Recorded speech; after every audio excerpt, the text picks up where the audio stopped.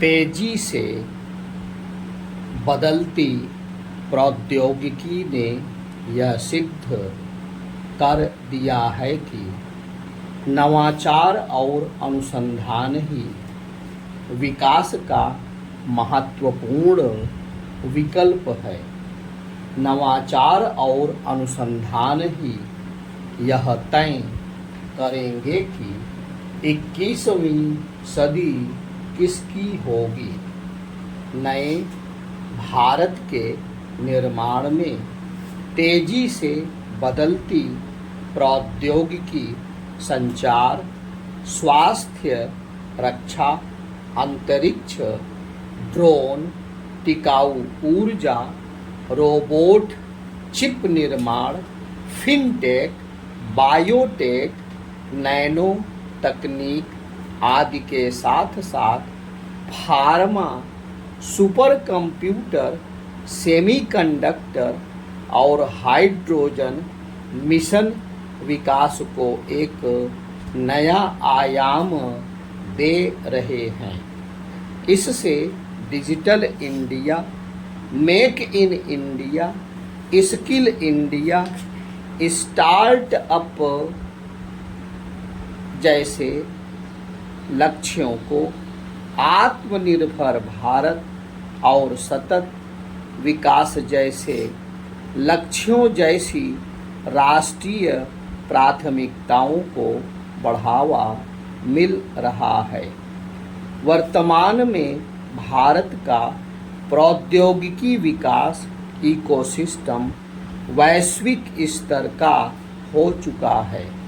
राष्ट्रीय quantum mission, artificial intelligence, laser और genetic engineering आदि विकास में मील का पत्थर साबित हो रहे हैं। तकनीकी सफलताओं के सकारात्मक परिणाम आर्थिक समृद्धि के रूप में दिखने लगे हैं। विशेषज्ञों का मानना है कि 2050 तक भारत अमेरिका को पछाड़कर विश्व की दूसरी सबसे बड़ी अर्थव्यवस्था बन जाएगा और दुनिया के कुल सकल घरेलू उत्पाद में 15% से अधिक का योगदान देगा। अमृतकाल की समाप्ति तक भारत के एक विकसित देश बनने की संभावना है।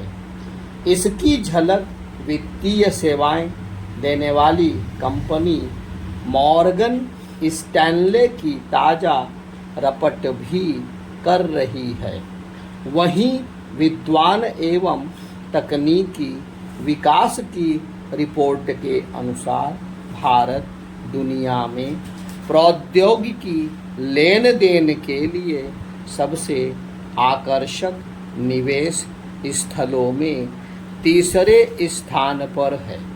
भारत बुनियादी अनुसंधान के क्षेत्र में शीर्ष रैंकिंग वाले देशों में शामिल हो चुका है। विज्ञान और इंजीनियरिंग में पीएचडी की संख्या के मामले में भारत दुनिया में तीसरे स्थान पर है।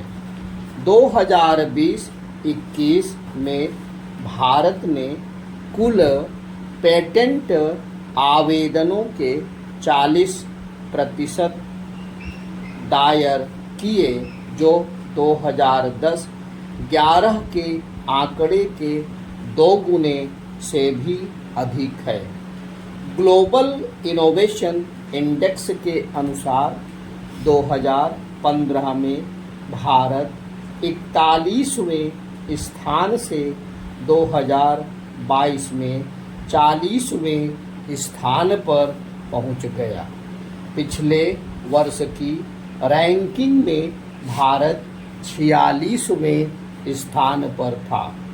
जिस तेजी से प्रौद्योगिकी में सुधार होगा, उतनी ही तेजी से भारतीय अर्थव्यवस्था भी बढ़ेगी।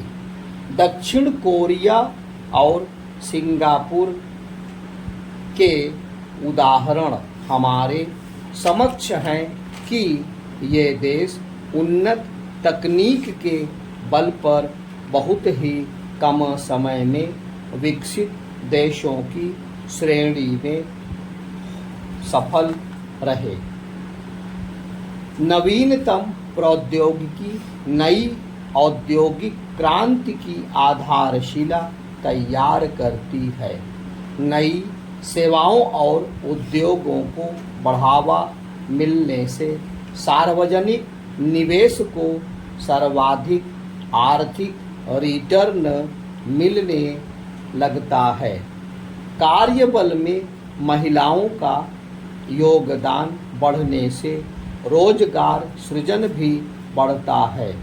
यद्यपि डिजिटलीकरण के विस्तार ने अर्थव्यवस्था को गति दी है, पर भारत को औद्योगिक विश्व व्यवस्था की धुरी बनाने के लिए बड़े पैमाने पर उत्पादन को बढ़ावा देना होगा।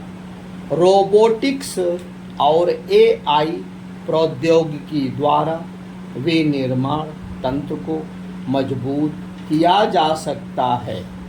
इससे विनिर्माण उद्योग, खाद्य प्रसंस्करण, ऑटोमोबाइल और फार्मा आदि उभरते बाजारों की अप्राप्य संभावनाओं का तेजी से विस्तार होगा। भारत का बड़ा बाजार और तेजी से बदलता उपभोग पैटर्न भी नवाचार और अनुसंधान को प्रेरित करता है। घरेलू खपत के आधार पर भारत दुनिया में 7वां सबसे बड़ा अंतिम उपभोग व्यय वाला बाजार है। निजी खपत और सरकारी खपत को मिला दें तो यह जीडीपी के 70% से अधिक है, जो प्रति व्यक्ति आय को तेजी से बढ़ा सकता है। विश्व बैंक के मानकों के अनुसार भारत की प्रति व्यक्ति सकल राष्ट्रीय आय $2170 प्रति व्यक्ति है। अगले 25 वर्षों में 9-10% की आर्थिक विकास दर को हासिल करने के लिए सरकार को निजी कंपनियों के सहयोग और साझेदारी के द्वारा देश में मजबूत वैश्विक आपूर्ति श्रृंखला को बढ़ावा देना होगा, जिसे नवाचार और प्रौद्योगिकी के द्वारा ही हासिल किया जा सकता है। यह एक सकारात्मक पहलू है कि भारत एक युवा देश है। इसका लाभ उठाने के लिए विनिर्माण आधारों में विविधता के साथ एक मजबूत नींव बनानी होगी। संरचनात्मक परिवर्तन के लिए दूसरी पीढ़ी के सुधारों पर ध्यान देना होगा। उत्पादन से जुड़े प्रोत्साहनों को बल देने में राज्यों को भी अपनी महत्वपूर्ण भूमिका निभानी होगी। भ्रष्टाचार पर अंकुश लगाने के लिए फाइलिंग की प्रक्रिया को आसान एवं पारदर्शी बनाना होगा। सतत और समावेशी शहरीकरण सुनिश्चित करने के लिए शहरी नियोजन प्रक्रिया में आमूलचूल परिवर्तन आवश्यक है। आज देश यदि कुछ सामाजिक आर्थिक संकेतकों में पिछड़ा हुआ है, तो इसका प्रमुख कारण यह है कि विकास का लाभ हर नागरिक तक समान रूप से नहीं पहुंचा है। आय असमानता कम होने के बजाय निरंतर बढ़ रही है, जिससे समावेशी विकास के लिए जगह कम हो गई है। असमानता की इस गहरी खाई को पाटने के लिए एक तो कृषि क्षेत्र की आय सृजन क्षमता को बढ़ाना होगा और दूसरे प्रत्येक गांव को डिजिटलीकरण का हिस्सा बनाना होगा। नवाचार एवं अनुसंधान केवल आर्थिक विकास में ही मदद नहीं करता, बल्कि गरीबी, शिक्षा, स्वास्थ्य और बुनियादी ढांचे जैसी कई सामाजिक आर्थिक चुनौतियों का आसान समाधान भी उपलब्ध कराता है। नई तकनीकी प्रणालियां न सिर्फ उत्पादकता और दक्षता में आवश्यक सुधार करती है, बल्कि नए मूल्य वर्धित उत्पादों और सेवाओं के विकास द्वारा आय सृजन भी करती है। भारत के विस्तृत वित्तीय बाजार को देखते हुए कहा जा सकता है कि आने वाला समय भारत का है।